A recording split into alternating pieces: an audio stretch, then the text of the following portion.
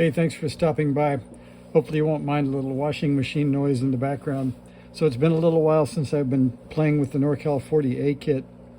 You can see I've made some progress mostly on the connectors because I was thinking of starting to test some of the oscillators and things that are getting close to being complete in terms of parts on the board.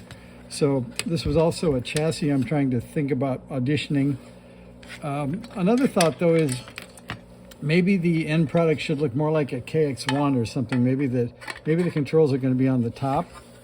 And that also made me go start reading about, there's a project called the BitX that uses a synthesizer for the VFO, and also the KX1 uses one. So they talk about that in the BitX manual. It's as simple as unplugging the VFO and plugging in the DDS.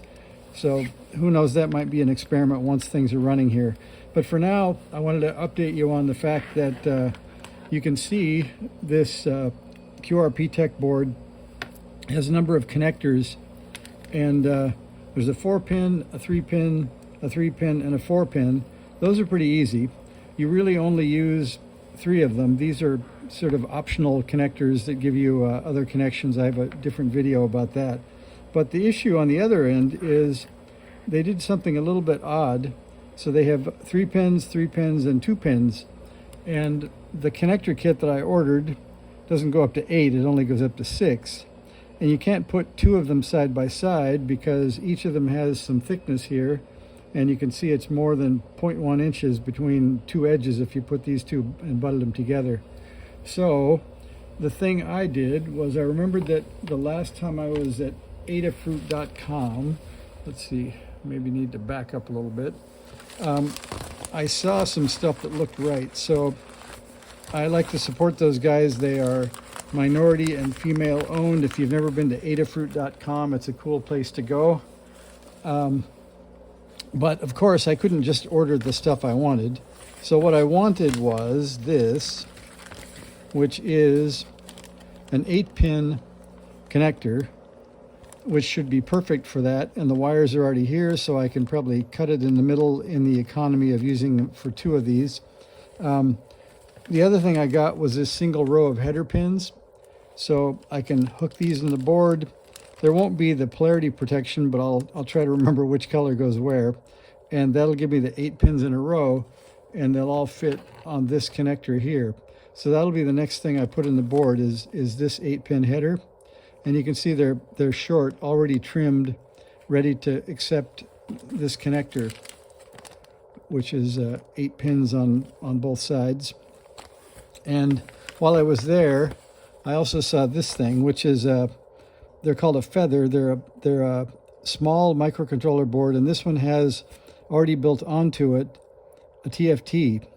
So it looked to me like it would be fun to see if I could control that DDS VFO at some point with this and actually have this be the readout. So that's a future idea. The other thing that they've done with these boards that's really cool is there's a connector type called a Stemma QT, and you can see here I've got that cable.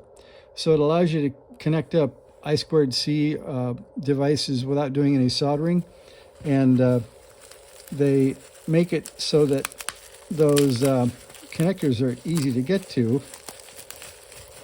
And if you haven't played with them yet, you should, because you can also program them in MicroPython, which would be my preference over doing it in C like I see most people doing. And if you look at this board, it's got a whole bunch of cool built-in functions along with the TFT, but it's got wireless and Bluetooth, USB-C, and then it's got a power connector with charge.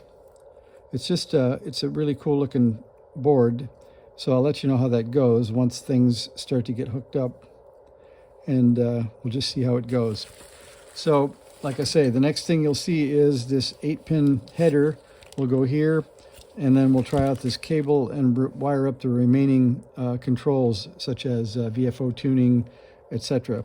Pardon me, I guess VFO tuning I've already done. So VFO tuning is this one,